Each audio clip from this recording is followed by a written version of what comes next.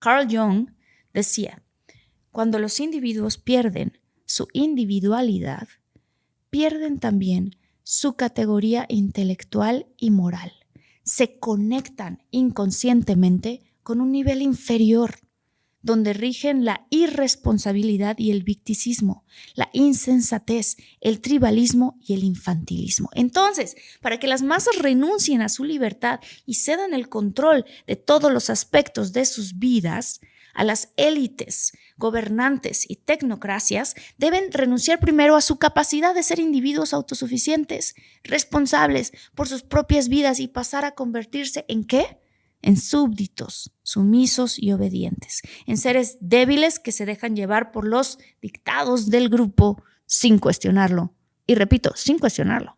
No digo esto para poner o juzgar en alguna categoría a alguien, sino para que sepamos que si nosotros hacemos eso, perdemos el sentido de los seres que somos completos y majestuosos y con una capacidad de elegir qué decidir para nuestras vidas. Sin embargo, el individuo enajenado naturalmente no lo puede ver porque no sabe que está hipnotizado, no sabe que ha perdido su capacidad de pensamiento crítico y que solamente sigue religiosamente como borregada los mandatos prefabricados del colectivo.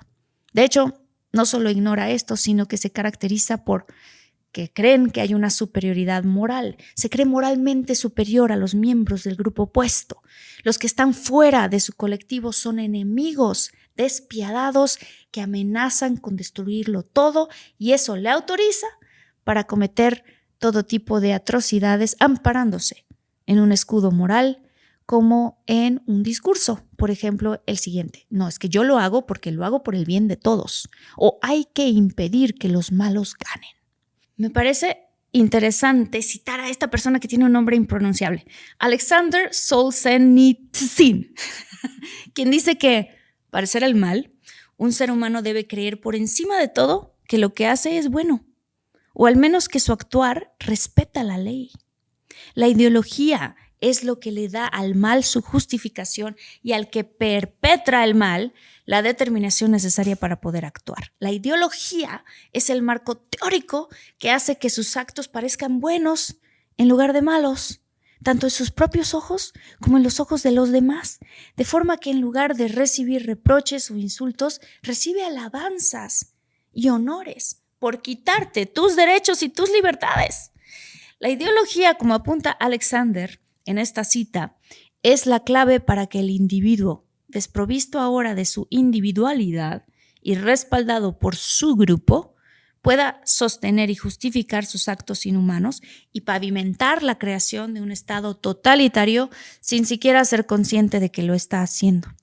En su libro Psicología de las masas y el análisis del yo, Freud afirmaba que el grupo es extraordinariamente susceptible a ser influido y no tiene ninguna capacidad crítica. Entonces, cuando nos identificamos con un grupo, nuestro pensamiento individual queda anulado y en su lugar es reemplazado por el pensamiento grupal. La verdad, por supuesto, queda relegada a un segundo plano o incluso rechazada si llega a poner en peligro al grupo. Entonces aquí queda súper claro que es imprescindible que tengamos un criterio propio para que con base a ello podamos elegir desde lo que nos hace mejor a cada uno. Así que ahí hay otra cosa que reflexionar, infinitos. No se vayan con la borregada y con la masa. Aunado a ello, Edward Bernays, sobrino de Sigmund Freud, desarrolló técnicas de manipulación masiva basadas en el trabajo de su tío, que además siguen siendo utilizadas hoy por hoy por compañías y gobiernos de todas las naciones sin excepción. En palabras de Bernays, la masa es un estado mental que surge cuando los individuos quedan desprovistos de su individualidad y sus técnicas tienen la intención de controlar y organizar a las masas a voluntad sin que éstas lo sepan. Una vez que el individuo ha logrado una identificación total con el grupo, surge lo que Juan Soto y Barthes llama narcisismo tribal. ¿Qué significa eso? Bueno, pues en una sociedad en donde la gente se siente sola porque ya dijimos que fueron aislados, luego ahora van a pertenecer a un grupo y se sienten miserables, y donde los individuos no son quienes en verdad son, la individualidad resulta difícil de soportar. Entonces, cuando nos miramos al espejo, detestamos el reflejo que miramos. Pero si en cambio nos miramos en el espejo del grupo, la cosa cambia de repente. Ya no vemos nuestros defectos individuales, sino que vemos las supuestas virtudes de nuestro grupo. Entonces, ya no importa. Ya no importa que nos vaya fatal en nuestra relación de pareja, que odiemos nuestro trabajo, que psicológicamente estemos deshechos o que nuestras adicciones, por ejemplo, a la pornografía, bueno, todo el mundo lo hace. Y ahí vas, otra vez, perdiendo tu individualidad, perteneciendo a un grupo y perdiendo tus valores. Entonces, como para resumir un poco rápidamente, ¿qué es la agenda, digámoslo así? La agenda es que nosotros perdamos nuestra individualidad, que nosotros ya no pensemos por nosotros mismos, que no cuestionemos. Por eso está pues tanta lucha con la libertad de expresión.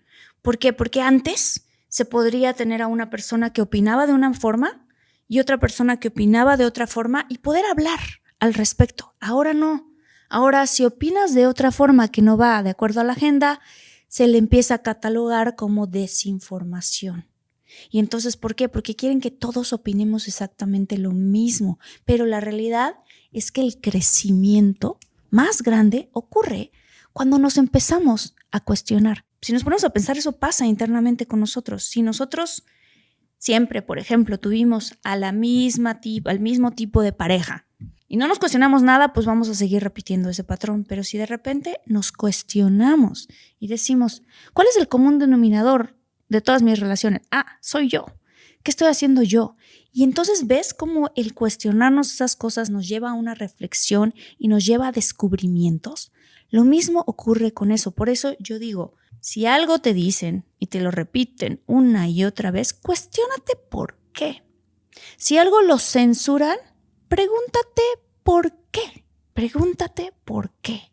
Y si lo que ellos quieren, que es lo que hemos visto nosotros en Infinitos, es que se destruya la familia, que se destruyan las religiones, que se destruyan los valores, pregúntate por qué.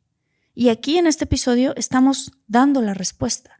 Porque si tú como individuo sientes que no vales nada y mejor perteneces a un grupo, porque perteneciendo a ese grupo es que vas a adquirir tu valor, entonces eres más fácil de manipular.